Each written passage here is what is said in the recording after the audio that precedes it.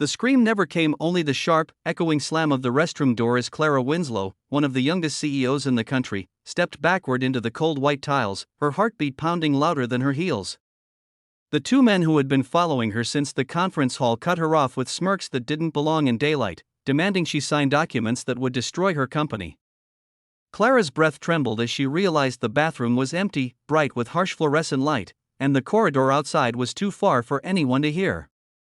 The world suddenly felt smaller, tighter, and frighteningly quiet until the door swung open again, and everything changed in a single heartbeat. If you believe in kindness, courage, and second chances, please like, comment, share, and subscribe to Grandma's Book to support stories just like this. They didn't notice him at first. Marcus Hale, a single father and weekend volunteer firefighter, walked in only because he was late picking up lunch for his 8-year-old daughter. He was tired, distracted, and in a hurry until he saw Clara's pale face, her hands shaking, the two men towering inches from her. He didn't know who she was, but danger had a way of pulling a man like him into action before thought could catch up. His eyes narrowed, and in that moment, the air shifted. The men turned around, annoyed at the interruption, but Marcus was not the kind of man who stepped back when someone was cornered.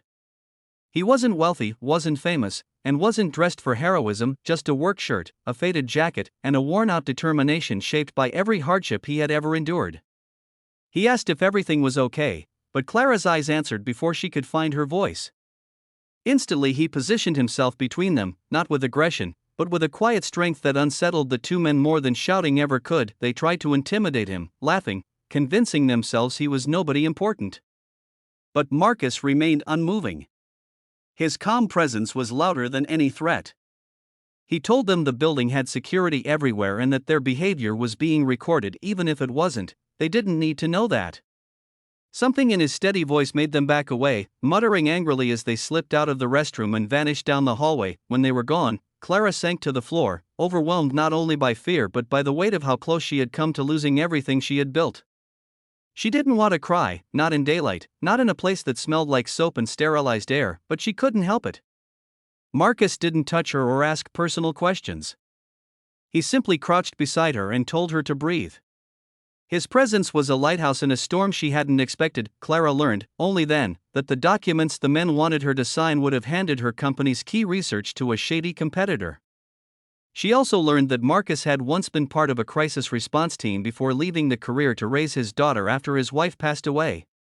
He had no idea she was a CEO, he had only walked in because someone looked afraid. Marcus offered to walk her to security, but she asked instead if he could stay until she felt steady again. It surprised him. People like her didn't usually ask people like him for anything. But in that bathroom, titles didn't matter. Fear didn't care about status, and comfort came from the heart, not a resume. When security took her statement, Marcus excused himself quietly. He didn't want thanks or attention. He just needed to pick up lunch and get back to his daughter. Clara watched him leave, something in her chest tightening with gratitude and disbelief. She had been surrounded by powerful people all her life, yet this stranger with rough hands and a tired smile had done more for her than anyone else ever had. The next day, Clara used the conference stage to expose the corruption behind the attempted coercion. She expected applause. She didn't expect Marcus to be sitting in the audience, invited by her assistant under her orders. When he stood there, holding his daughter's hand, looking uncomfortable in a borrowed dress shirt, Clara felt her throat tighten. After the speech, she approached him with humility instead of authority. She thanked him, not for rescuing her, but for reminding her that there were still good people in the world, people who didn't want anything in return. His daughter smiled shyly at Clara, telling her that her dad always helped people even when he's tired. The simplicity of those words cracked something open inside Clara. That day, she offered Marcus a position as head of workplace safety and emergency response for her company, not out of charity, but because she trusted him more than anyone she had ever hired. Marcus accepted, not for status, but because his daughter whispered, "Dad, you can help more people here." Clara's company thrived, but something more beautiful happened too. A quiet friendship grew, then a connection that healed both of them in ways they didn't expect.